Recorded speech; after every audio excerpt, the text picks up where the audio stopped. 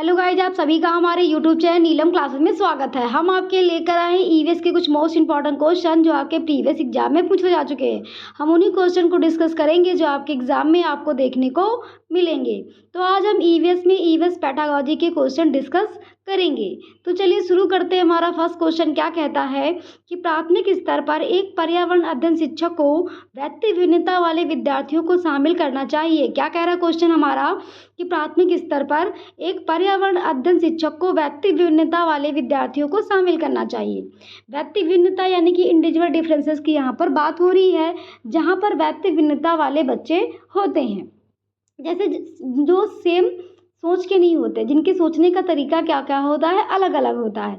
Same रुचि भी सब में क्या होती है, अलग अलग होती है। और दिखते भी सेम नहीं है, सब अलग अलग प्रकार के दिखते हैं। आर्थिक स्थिति भी क्या होती है, अलग अलग होती है। और अलग अलग जाति के भी होते हैं। बहुत सारी चीज़ें ऐसी होती हैं जो क्या होती हैं, डिफरेंट होती है। तो इन्हीं को क्या कहते हैं, इंडिविजुअल डिफरेंसेस यानी कि व्यक्ति विभिन्नता कहते हैं। तो उन बच्चों को क्या करना है, शामिल करना है। ऑप्शन ये कहता है कि प्रत्येक को घर से नियत कार्य देकर, तो प्रत्येक को घर से बस गृह कार्य दे देंगे तो ये तो हमारा इनकरेक्ट हो जाएगा कि सबको क्या कह देंगे कि घर से कार्य कर लाना। ऑप्शन बी कहता है क्योंकि यह एक आसान कार्य है, तो क्या क्या कहेंगे कि आसान कार्य घर से कर लाना, ये तो सेम ही है, इनका इनकरेक्ट हो जाए। तो ऑप्शन सी कहता है कि विद्यार्थियों को विषम समूह में कार्य कराना, तो ऑप्शन सी जो है वो हमारा करेक्ट हो जाएगा, क्योंकि क्या करना है, विद्यार्थियों को विषम समूह यानी कि ऐसे समूह बनाओ जिसमें सभी तरीके के बच्चे हों। एक सम समूह ना बनाओ कि एक तरीके के बच्चे हों, क्या हो, ऐसे समूह बनाओ जिसमें सभी तरीके के बच्चे हों। ऑप्शन डी कहता है कि सभी अध्याय को एक समान तरीके से पढ़ाना, तो सभी अध्याय को एक समान तरीके से क्यों पढ़ाना, क्योंकि जब बच्चा अलग है तो सिखाने के तरीके भी क्या होने चाहिए, अलग अलग होने चाहिए। किसी को एक्टिविटीज़ के माध्यम से सिखाओ, किसी को पिक्चर या इमेज से सिखाओ, किसी को ऑडियो वीडियो से सिखाओ। तो ये क्या हो, सिखाने के तरीके भी हमारे अलग अलग होने चाहिए। यहाँ पे सिर्फ ऑप्शन सी जो है वो हमारा करेक्ट हो जाएगा कि विद्यार्थियों को क्या बनाने चाहिए, विषम समूह यानी कि ऐसे समूह बनाओ जिसमें सभी तरीके के बच्चे हों और वो सीख सकें। तो ऑप्शन सी जो है वो हमारा करेक्ट हो जाएगा। अब हम ऑप्शन में देखते हैं तो ऑप्शन सी ही करेक्ट हो जाएगा, क्योंकि केवल सी हमारा सही था। आगे देखते हैं अपना अगला क्वेश्चन। एक पर्यावरण अध्ययन की कक्षा में पत्तियों और फूलों के आकारों एवं रंगों को निर्धारित करने की सबसे उपयुक्त विधि है। क्या कह रहा है क्वेश्चन हमारा कि एक पर्यावरण अध्ययन की कक्षा में पत्तियों फूलों के आकारों एवं रंगों को निर्धारित करने की सबसे उपयुक्त विधि है। क्या निर्धारित करना है आपको, पत्तियों और फूलों के आकारों एवं रंगों को निर्धारित करना है। तो क्या सबसे अच्छी विधि है, यह आपको बताना है। तो ऑप्शन ए कहता है कि छात्रों को पत्तियों फूलों के विभिन्न रंगीन तस्वीरें उपलब्ध कराना। ऑप्शन बी कहता है कि छात्रों को रेखा चित्र बनाने में संलग्न करना और सृजनात्मकता कौशल का उपयोग करना। ऑप्शन सी कहता है कि शिक्षार्थियों को पौधों और पेड़ों के अन्वेषण हेतु किसी कार्य की रूपरेखा बनाना। ऑप्शन डी कहता है कि पत्तियों तथा फूलों से संबंधित प्रत्ययों को भली प्रकार से दोहराना, तो रटने की तो बात नहीं हो रही कि बार बार दोहराना। ऑप्शन सी जो है वो हमारा क्या हो जाएगा, करेक्ट हो जाएगा कि शिक्षार्थियों को पेड़ और पौधों के अन्वेषण यानी कि खोज करने के क्या करेगा कि बच्चा जहाँ पर खोज करके रूपरेखा तैयार करेगा। जब बच्चा किसी चीज़ को क्या करेगा, खोजेगा, जैसे कि पेड़ पौधे देखेगा तो कहेगा अरे ये पेड़ ऐसा होता है, इसकी पत्तियाँ ऐसी होती हैं। तो ये ऑप्शन सी जो है वो हमारा करेक्ट हो जाएगा कि जहाँ पर बच्चा खोजबीन के द्वारा सीखता है। आगे देखते हैं अपना अगला क्वेश्चन। प्राथमिक कक्षाओं का पर्यावरण अध्ययन का वह विषय क्षेत्र है जिसमें एकीकरण है। क्या कह रहा है क्वेश्चन हमारा कि प्राथमिक कक्षाओं का पर्यावरण अध्ययन का वह विषय क्षेत्र है जिसमें एकीकरण है। तो क्या करना है कि पर्यावरण का विषय क्या है, जिसमें एकीकरण है यानी कि जिसमें एकीकृत है विषय। ऑप्शन ए कहता है कि विज्ञान एवं पर्यावरण शिक्षा एवं संप्रत्य मुद्दों का। ऑप्शन बी कहता है कि सामाजिक विज्ञान के संप्रत्य मुद्दों का। ऑप्शन सी कहता है विज्ञान और सामाजिक विज्ञान के संप्रत्य और मुद्दों का।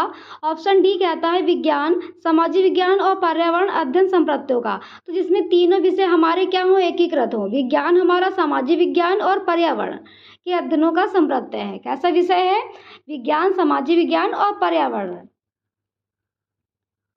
तो ऑप्शन डी जो है वो हमारा करेक्ट हो जाएगा। आगे देखते हैं अपना अगला क्वेश्चन। आपको अपने कक्षा के विद्यार्थियों के पर्यावरण परियोजना का आकलन करना है और शीघ्र उन्हें पूरा निर्देशन देना है। आप आकलन के किस साधन का चुनाव करेंगे? क्या कह रहा है क्वेश्चन हमारा कि आपको अपने विद्यार्थियों के पर्यावरण परियोजना का आकलन करना है और उन्हें शीघ्र पुनः निर्देशन देना है। आप आकलन के किस साधन का चुनाव करेंगे? क्या करना है आपको कि विद्यार्थियों का क्या करना है? आकलन करना है और शीघ्र यानी कि तुरंत आपको क्या करना है? ऐसा आकलन करना है कि तुरंत आपको फीडबैक देना है। तो ऑप्शन ए कहता है कि अवलोकन तो ऑब्जर्वेशन होता है, किसी जानकारी को एकत्र करना, तो ये तो हमारा इनकरेक्ट हो जाएगा। ऑप्शन बी कहता है कि कर्म निर्धारण मापनी, तो कर्म निर्धारण मापनी क्या होती है? Rating scale. इसमें क्या होता है? क्रमबद्धता होती है, यानी कि 1 to 10 तक उसके सारे चीज़ों को बताना, तो ये भी हमारा इनकरेक्ट हो जाएगा। ऑप्शन सी कहता है जांच सूची, तो जांच सूची हमारा करेक्ट हो जाएगा, क्योंकि जांच सूची में क्या होता है कि बच्चे का क्या कर सकते हैं? तुरंत मतलब उसका आकलन करके तुरंत फीडबैक दे सकते हैं। जैसे कि हमने क्या बताया कि उसके बच्चे की क्या है, 4 बातें हैं, तो उसमें 2 उसकी सही है और 2 उसकी गलत है, तो क्या करेंगे? तुरंत आकलन करके उसको क्या करेंगे? फीडबैक भी तुरंत हम दे सकते हैं। अगला क्या कहता है? सहपाठी आकलन। तो सहपाठी आकलन क्या होता है? जिसमें पीयर असेसमेंट होता है, जिसमें बच्चे एक दूसरे का आकलन करते हैं, तो ये भी हमारा क्या हो जाएगा? इनकरेक्ट हो जाएगा। तो ऑप्शन सी जो है वो हमारा करेक्ट हो जाएगा। आगे देखते हैं अपना अगला क्वेश्चन, पर्यावरण अध्ययन में सीखने का आकलन का उद्देश्य है। क्या कह रहा है क्वेश्चन हमारा कि पर्यावरण अध्ययन में सीखने का आकलन का उद्देश्य है। तो सीखने का आकलन यानी कि किसकी बात हो रही है? असेसमेंट ऑफ लर्निंग की बात हो रही है। किसकी बात हो रही है? Assessment of learning. जो सीख लिया है उसका आकलन यहाँ पर हो रहा है, यानी कि जो आप सीख चुके हैं उसका आकलन हो रहा है। यानी कि ये होता क्या है? टीचिंग, एक होता है हमारा समेटिव असेसमेंट, एक होता है हमारा फॉर्मेटिव असेसमेंट। तो समेटिव असेसमेंट में क्या होता है कि जब टीचिंग लर्निंग प्रोसेस के दौरान जो प्रक्रिया चलती है होता है असेसमेंट फॉर लर्निंग होता है, और यहाँ पे क्या हो रहा है? Assessment of learning. तो असेसमेंट ऑफ लर्निंग वो किस में जाएगा? समेटिव असेसमेंट में, यानी कि टीचिंग लर्निंग जो प्रक्रिया है वो समाप्त हो चुकी हो। तो यहाँ पे क्या कह रहा है कि जो आपने सीख लिया हो वो क्या होता है? हमारा सीखने का आकलन, असेसमेंट ऑफ लर्निंग की यहाँ पर बात हो रही है कि कौन सा उद्देश्य है। ऑप्शन ए कह रहा है कि शिक्षक विद्यार्थी को उपलब्धियों के विषय में एक जानकारी एकत्र कराता है, तो ये तो हमारा करेक्ट हो जाएगा, क्योंकि शिक्षक क्या करे, यानी कि सीख लिया है, कितनी उपलब्धि आपने उस विषय में कितनी उपलब्धि आपकी ने कर ली, इस जानकारी को क्या करना? एकत्रित करना, यही तो है ना जो कि सीख लिया हो उसका आकलन। ऑप्शन बी तो ये हमारा करेक्ट हो जाएगा। ऑप्शन बी कहता है कि यह मूल्यांकन की अपेक्षा शिक्षण का एक मार्ग है, तो ये तो असेसमेंट एज लर्निंग की बात हो रही है, तो ये हमारा इनकरेक्ट हो जाएगा। ऑप्शन सी कहता है कि विद्यार्थियों द्वारा नवीन नया दक्ष में प्राप्त करने की प्रगति के विषय में प्रतिपुष्ट, तो प्रतिपुष्ट अभी हमने आपको बताया ना कि असेसमेंट फॉर लर्निंग होता है, कि जहाँ पर वो किस में जाता है? मतलब फॉर्मेटिव असेसमेंट होता है, जिसमें असेसमेंट फॉर लर्निंग होता है। उसमें क्या होता है कि हम क्या करते हैं? टीचिंग लर्निंग प्रोसेस के दौरान जो प्रक्रिया चलती है उसमें क्या करते हैं? जो कमियां आती हैं बच्चों में उसका क्या करते हैं? फीडबैक देते हैं, उनका निदान करते हैं। ऑप्शन डी कहता है कि यह विद्यार्थियों के सीखने के बारे में सूचना देता है, जिसमें अगले चरण के लिए उसे सहारा देता है, तो ऑप्शन डी भी हमारा क्या हो जाएगा? इनकरेक्ट हो जाएगा, क्योंकि ये भी असेसमेंट फॉर लर्निंग की बात कर रहा है। क्योंकि इसमें क्या होता है कि जो टीचिंग लर्निंग प्रोसेस के दौरान जो प्रक्रिया चलती है कि आपने एक चरण कंप्लीट कर लिया है, आप दूसरे की बात करेंगे, और अगर आपको दिक्कत आ रही है तो उसमें सहारा देंगे। होता है ना हमारा फॉर्मेटिव असेसमेंट, तो ये सब क्या है? असेसमेंट फॉर लर्निंग है। ऑप्शन सी जो है वो हमारा असेसमेंट ऑफ लर्निंग है, जब क्या होता है? जो चीजें हम सीख चुके हैं उनकी उपलब्धियों के बारे में जानकारी एकत्रित करना। ऑप्शन ए जो है वो हमारा करेक्ट हो जाएगा। आगे देखते हैं अपना अगला क्वेश्चन, निम्नलिखित में से कौन सा अपसारी प्रश्न है जो पर्यावरण अध्ययन की शिक्षिका अपनी छात्राओं की सृजनात्मक क्षमता को प्रोत्साहित करने के लिए पूछेगी। क्या कह रहा है क्वेश्चन हमारा कि निम्नलिखित में से कौन सा अपसारी प्रश्न है जो पर्यावरण अध्ययन की शिक्षिका अपनी छात्राओं की सृजनात्मक क्षमता को प्रोत्साहित करने के लिए पूछेगी। तो अपसारी प्रश्न क्या होते हैं? यानी कि ओपन एंडेड क्वेश्चन। क्या कैसे प्रश्न होते हैं? ओपन एंडेड क्वेश्चन, यानी कि दिशाओं में सोचने वाले क्वेश्चन, जिसके क्या होते हैं? कई उत्तर होते हैं, वो क्या होता है? हमारा अपसारी होता है, क्योंकि अलग अलग दिशाओं में बच्चे जहाँ पर सोचते हैं। तो कह रही है कि जो है पर्यावरण अध्ययन की शिक्षिका सृजनात्मकता क्षमता को बढ़ावा दे रही है। किसको दे रही है? सृजनात्मकता क्षमता को, यानी कि क्रिएटिविटी को वो बढ़ावा दे रही है। ऑप्शन ए कहता है कि मृदा में प्याज के बोने से लेकर फसल कटने तक के चरण तो स्टेप बाय स्टेप होंगे ना, तो ये तो हमारा करेक्ट हो जाएगा कि चरण तो भाई स्टेप बाय स्टेप होते हैं। याद करने का हुआ तो याद नहीं करना है, आपको अपने अपने तरीके बताने हैं। ऑप्शन बी कहता है कि दिल्ली जैसे शहरों में वायु प्रदूषण को कम करने के लिए आप क्या कदम उठाएंगे। तो ऑप्शन बी जो बी है वो हमारा क्या हो जाएगा? करेक्ट हो जाएगा, क्योंकि उसमें क्या करना है, आपको अपने अपने जो है वो आपको बताने हैं, अपने अपने विचारों को आपको बताना है। कि कोई बच्चा क्लास में विभिन्न तरीके के बच्चे होते हैं, उसमें क्या करेंगे, अपने अपने वो उत्तर बताएंगे कि ऐसा होता है, ऐसा होता है। तो सबके क्या होंगे? उत्तर अलग अलग होंगे, यानी कि कई उत्तर उसके हो सकते हैं कि ऐसे ऐसे कदम उठाए जाएं तो ऐसा क्या होगा? प्रदूषण वहाँ पे कम हो सकता है। ऑप्शन सी कहता है कि लवण के विलय से आप लवण कैसे पृथक करेंगे। तो ये तो क्या होता है? ये प्रक्रिया तो क्या होती है? फिक्स होती है, तो ये भी हमारा इनकरेक्ट हो जाएगा। ऑप्शन डी कहता है कि पत्तियों का रंग हरा क्यों होता है। तो पत्तियों का रंग, यानी कि वन वर्ड आंसर दे देगा बच्चा यहाँ पर कि पत्तियों का रंग इसलिए वजह से हरा होता है, तो ये भी हमारा इनकरेक्ट हो जाएगा। तो ऑप्शन बी जो है वो हमारा करेक्ट हो जाएगा, क्योंकि अब सारी प्रश्न यही होते हैं कि जहाँ पर उस प्रश्न के कई उत्तर हों। तो ऑप्शन बी जो है वो हमारा करेक्ट है। आगे देखते हैं अपना अगला क्वेश्चन। शिक्षक विद्यार्थियों से उन कार्यों की सूची बनाने को कहते हैं जिनमें करने में उन्हें मना किया जाता है। नादिया लिखती है कि वो खेतों में हल नहीं चला सकती क्योंकि अगर वो ऐसा करेगी तो बारिश नहीं होगी। नादिया शिक्षक से पूछती है कि क्या उसने वह जांचने के लिए खेत में हल चलाकर देखा है। शिक्षक द्वारा इस चर्चा के माध्यम से किस विज्ञान प्रक्रिया कौशल को संबोधित किया जा रहा है? क्या कह रहा है क्वेश्चन हमारा कि शिक्षक विद्यार्थियों से उन कार्यों की सूची बनाने को कहते हैं जिन्हें करने में उन्हें मना किया गया है। नादिया लिखती है कि वो खेतों में हल नहीं चला सकती क्योंकि अगर ऐसा वह करेगी तो बारिश नहीं होगी। शिक्षक नादिया से पूछते हैं कि क्या उसने जांचने के लिए खेत में हल चलाकर देखा है। शिक्षक द्वारा इस चर्चा के माध्यम से किस प्रक्रिया कौशल को संबोधित किया जा रहा है? क्या कह रहा है कि शिक्षक कह रहा है कि ऐसी सूची आप लोग बनाइए कि जिन कामों को आपको करने को मना किया गया है। तो नादिया ने नादिया उसमें लिखती है कि वो खेत में हल नहीं चला सकती क्योंकि वो अगर हल चलाएगी तो बारिश नहीं होगी। तो शिक्षक पूछते हैं कि ऐसा क्यों नादिया। तो वो कहती है कि शिक्षक पूछते हैं कि क्या नादिया तुमने वहां पर हल चलाकर देखा है। इस चर्चा के माध्यम से किस प्रक्रिया कौशल का संबोधित कर रहा है जो शिक्षक है।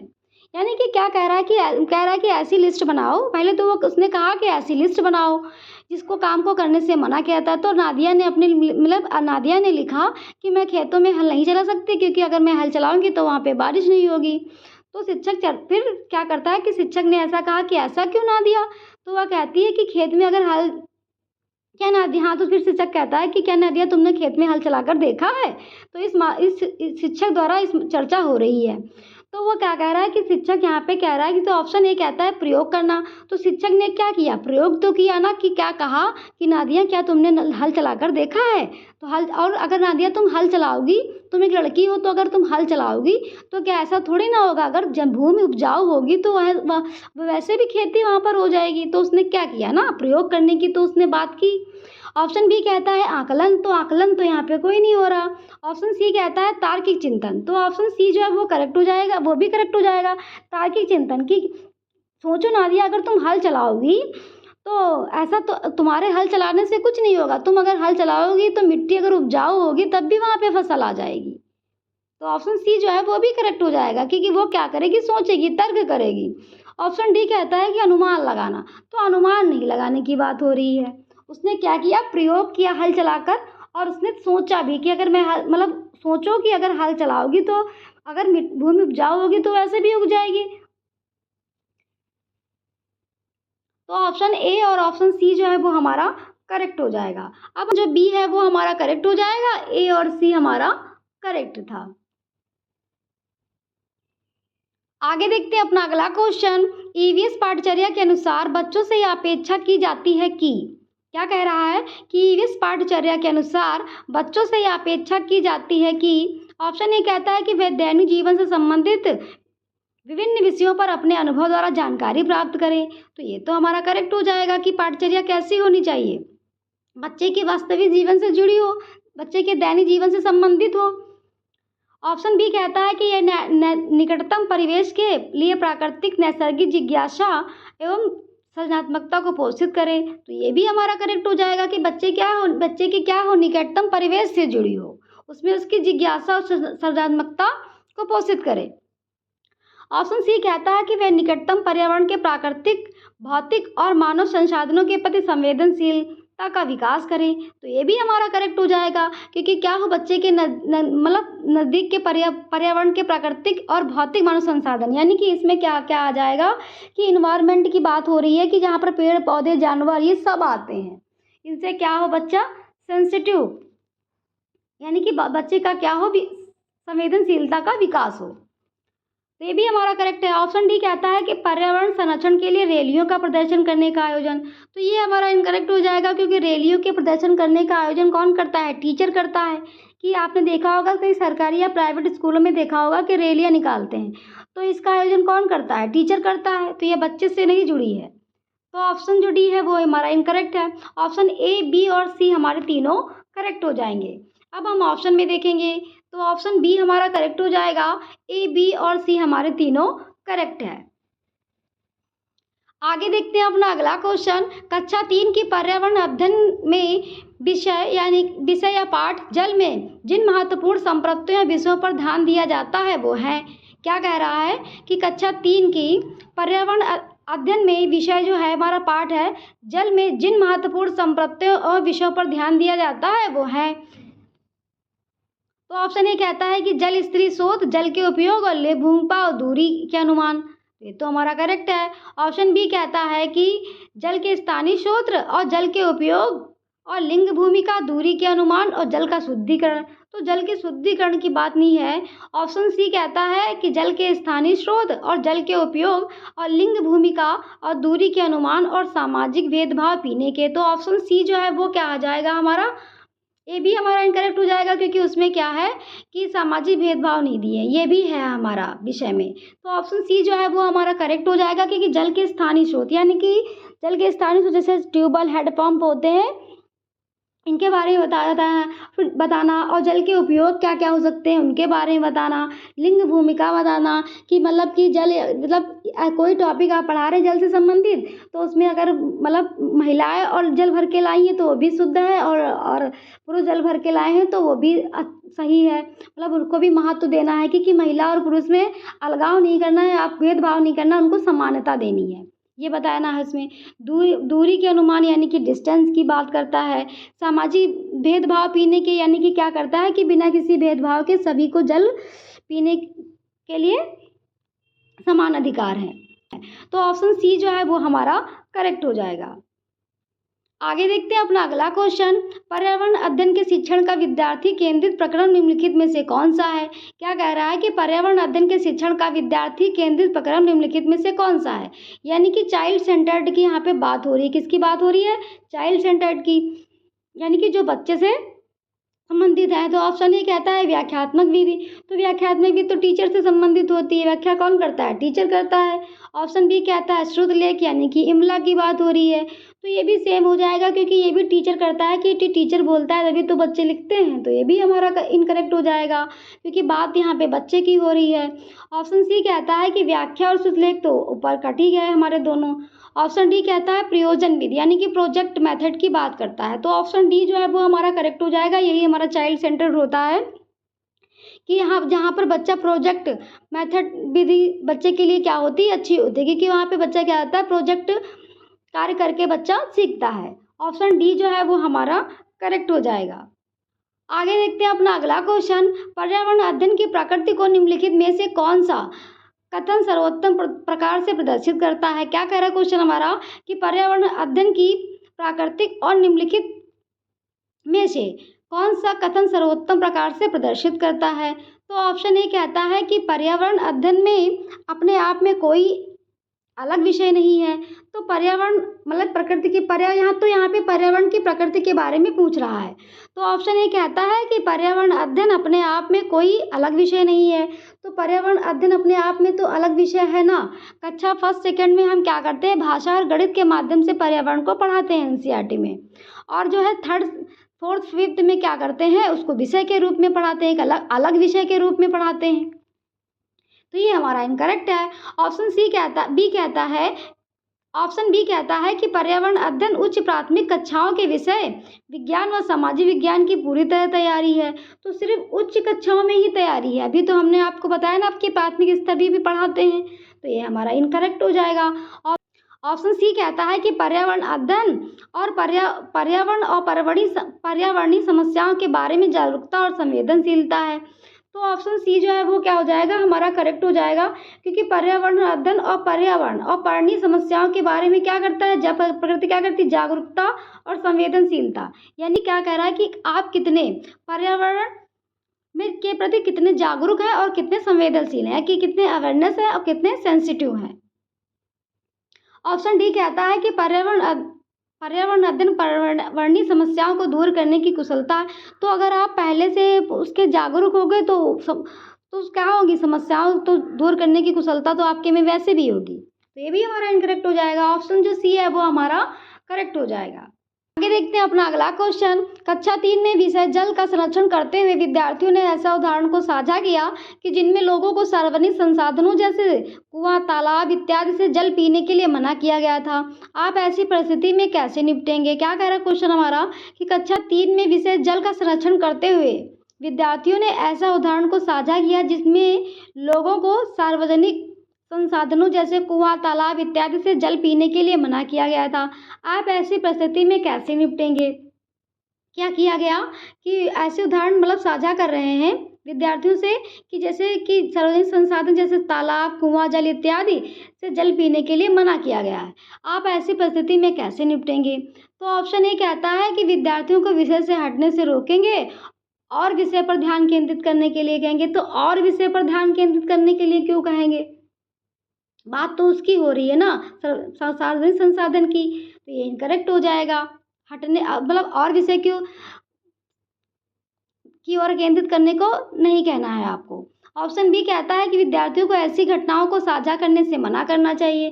तो मना क्यों करें भाई, ऐसे विषय को क्या करना चाहिए, साझा करना चाहिए। ऑप्शन सी कहता है कि उन्हें अपने अनुभव को साझा करने और समानता के मूल्यों पर बल देने के लिए कहना चाहिए। तो ये तो हमारा करेक्ट हो जाएगा, क्योंकि क्या करें बच्चे जो अपने क्या करेंगे, अनुभव साझा करेंगे के लिए कहना चाहिए इनकी। ऑप्शन डी कहता है कि उन्हें अनुभव को साझा करने और जल संरक्षण पर निबंध लिखने के लिए कहेंगे। तो ये भी हमारा करेक्ट हो जाएगा कि जहाँ पर बच्चा एक्टिव है, बच्चा जहाँ पर अपने अनुभव साझा कर रहा हो, वो आंसर हमारा करेक्ट होता है। तो ऑप्शन सी और डी जो है वो हमारा करेक्ट हो जाएगा। अब हम ऑप्शन में देखेंगे, सी और डी हमारा करेक्ट था, तो ऑप्शन डी जो है वो हमारा करेक्ट हो जाएगा, सी और डी। आगे देखते हैं अपना अगला क्वेश्चन। नीचे दिए गए शब्दों में से कम ऐसे तरीके 3 विकल्पों का चयन कीजिए जो पर्यावरण की व्याख्या करते हो। क्या कह रहा है क्वेश्चन हमारा कि नीचे दिए गए शब्दों में से कम ऐसे तरीकों 3 विकल्पों का चयन कीजिए जो पर्यावरण की व्याख्या करते हो। किसकी व्याख्या करते हो, पर्यावरण की। ऐसे विकल्पों को आपको चुनना है। तो ऑप्शन ए कहता है कि वनस्पति जात और प्राणी जात। तो वनस्पति जात और प्राणी जात तो पर्यावरण से संबंधित है। ऑप्शन बी कहता है जैविक अजैविक। तो जैविक अजैविक भी पर्यावरण से संबंधित है। ऑप्शन सी कहता है सामाजिक और संस्कृत। तो सामाजिक और संस्कृत भी आपके इन्वायरमेंट से क्या है, संबंधित है। ऑप्शन डी कहता है रचनात्मकता और जिज्ञासु। तो रचनात्मकता जिज्ञासु तो ये क्या होता है, बच्चे में होता है ना, पर्यावरण से संबंधित नहीं है। क्या होता है कि ये बच्चे से संबंधित है। तो ऑप्शन ए, बी और सी जो है वो हमारा करेक्ट हो जाएगा। अब हम ऑप्शन में देखेंगे, तो ऑप्शन सी जो है वो हमारा करेक्ट हो जाएगा, ए, बी और सी। आगे देखते हैं अपना अगला क्वेश्चन। कक्षा 5 की ईवीएस पाठ्य पुस्तक के कुछ पाठों में सर्वे करो और लिखो सम्मिलित किया गया है। इसका उद्देश्य है, क्या कह रहा है क्वेश्चन हमारा कि कक्षा 5 की ईवीएस पाठ्य पुस्तक के कुछ पाठों में सर्वे करो और लिखो सम्मिलित किया गया है। इसका उद्देश्य क्या है, कैसे पाठ है कक्षा 5 में कि सर्वे करो और उनके बारे में लिखो। तो ऑप्शन ए कहता है कि विद्यार्थियों के सामान्य जागरूकता में बेहतर बनाना। तो सामान्य जागरूकता तो हम किताबों से भी इनको पढ़ाकर बेहतर बना सकते हैं। तो ये हमारा इनकरेक्ट हो जाएगा।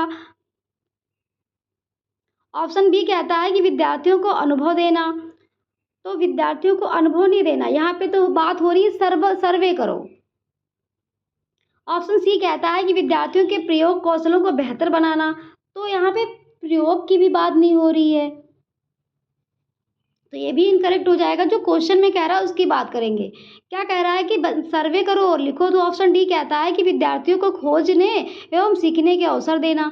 तो विद्यार्थी जहाँ पर क्या करेगा, खोज करके अपने क्या करेगा, लिखेगा। जहाँ पर क्या होगा कि बच्चा एक्टिव होगा, खोज करके लिखेगा, यानी कि अपने आसपास के जाएगा, वो क्या करेगा, खोज करेगा, उनसे पूछेगा कि पहले क्या क्या हो चलता था, आप क्या जैसे पहले ज़माने में कौन से सिक्के चलते थे, अब कैसे सिक्के चलते हैं, फिर उनके बारे में खोजेगा, फिर उनके बारे में लिखेगा। तो ऑप्शन जो डी है वो हमारा करेक्ट हो जाएगा। आगे देखते हैं अपना अगला क्वेश्चन। एक ईवीएस शिक्षक को योगात्मक मूल्यांकन के लिए प्रश्न तैयार करते समय डैश पर जोर देना चाहिए। क्या कह रहा है कि एक शिक्षक को योगात्मक मूल्यांकन के लिए प्रश्न पत्र तैयार करना है। तो योगात्मक मूल्यांकन क्या होता है, यानी कि समेटिव असेसमेंट की यहाँ पर बात हो रही है। एक होता है हमारा फॉर्मेटिव असेसमेंट और एक होता है हमारा समेटिव असेसमेंट। तो फॉर्मेटिव जो असेसमेंट होता है वो क्या होता है, एक्टिविटी बेस्ड होता है, जो टीचिंग लर्निंग प्रोसेस के दौरान चलता है। और समेटिव असेसमेंट जो क्या होता है, जब टीचिंग लर्निंग प्रक्रिया समाप्त हो जाती है, उसके बाद में जो होता है वो हमारा क्या होता है, योगात्मक आकलन, यानी कि समेटिव असेसमेंट होता है। तो समेटिव असेसमेंट जो जजमेंट के लिए होता है, जैसे हाफ ईयरली और ईयरली क्या होता है, जजमेंट के लिए, जैसे हाफ ईयरली ईयरली जो एग्जाम होते हैं उसके लिए होता है। तो ऑप्शन ए कहता है कि प्रश्न पत्र की लंबाई और उद्देश्य। तो प्रश्न पत्र की लंबाई और उद्देश्य की बात नहीं हो रही है। ऑप्शन बी कहता है कि प्रश्न पत्र के कुल अंक और सामग्री गरज, तो कुल अंक की भी बात नहीं हो रही। ऑप्शन सी कहता है कि प्रश्न पत्र की सामग्री और कवरेज उद्देश्य। तो ऑप्शन सी जो है वो हमारा करेक्ट हो जाएगा, क्योंकि सामग्री और कवरेज जो उद्देश्य है उसकी बात हो रही है। यानी कि क्या होता है, जब हमारे हाफ ईयरली और ईयरली एग्जाम होते हैं तो उसमें क्या होता है कि हमारा सिलेबस जो क्या होता है ज़्यादा से ज़्यादा सब कंप्लीट होता है। तो उस सिलेबस के आधार पर जब हम समेटिव असेसमेंट करते हैं, जैसे कि हम पेपर बनाते हैं, तो पेपर जब हम बनाते हैं तो उसमें क्या करते हैं कि हर चैप्टर से क्वेश्चन कवर करते हैं। तो जब हम ये और फिर उसी का आकलन कर, जब पेपर का आकलन होता है वही, तो उसमें हम ये देखते हैं कि बच्चे ने कि कितना बच्चा उनसे सीख पाया, उसी का आकलन करते हैं। इससे यह पता लग जाता है कि बच्चे ने सारे चैप्टर अच्छे से पढ़े हैं कि नहीं पढ़े हैं। तो वही क्या करेगा, सामग्री को कवर करेगा और प्रश्न पत्र की जो सामग्री है को कवर करने के उद्देश्य की बात करता है, जो हमारा योगात्मक आकलन है। ये थे हमारे ईवीएस के कुछ मोस्ट इंपॉर्टेंट क्वेश्चन जो आपके प्रीवियस एग्जाम में पूछे जा चुके हैं। हमने उन्हीं क्वेश्चन को डिस्कस किया जो आपके एग्जाम में आपको देखने को मिलेंगे। तो आज हमने ईवीएस में ईवीएस पेडागोजी के क्वेश्चन डिस्कस किए। अगर आपको हमारा चैनल पसंद आया हो तो प्लीज़ लाइक सब्सक्राइब करना मत भूलिएगा। Thank you.